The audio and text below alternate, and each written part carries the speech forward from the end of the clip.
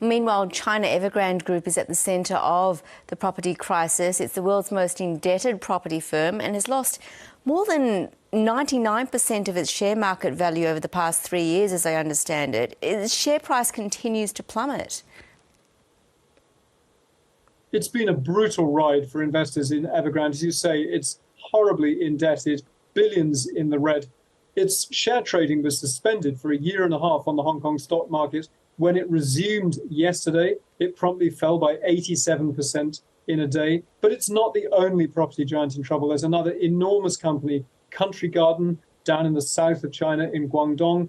And that is also failing to make bondholders, trying to negotiate with some of its creditors to see if it can pay them back a bit later. But that is $200 billion in debt at least. And it's also the builder of a lot of properties that have not been completed. So there are a large number of Chinese families now paying the mortgages on properties that are still an empty concrete shell.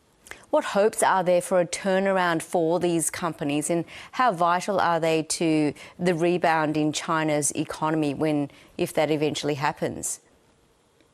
The Chinese Communist Party has some astonishing resources at its disposal. It can make Chinese state-owned banks extend a lot of money, and I think you'll see a lot of pressure, certainly to build and finish those apartments that have been paid for, that needs to be delivered. But after that, you're looking at more structural problems about whether China's easy years of growth have ended, and whether the Chinese government's traditional response to trouble in the economy, which was pouring concrete, building all those impressive high-speed train lines, new airports, new highways, which was a tremendous, boon to infrastructure. This is a very modern country in many ways now. But there are only so many airports that a country needs. And they've poured a lot of concrete in recent years. And there's a real fear that the one thing that they need to do, which is restore just the confidence of ordinary Chinese, it's very hard for even the toughest dictatorship to order people to cheer up and be willing to spend.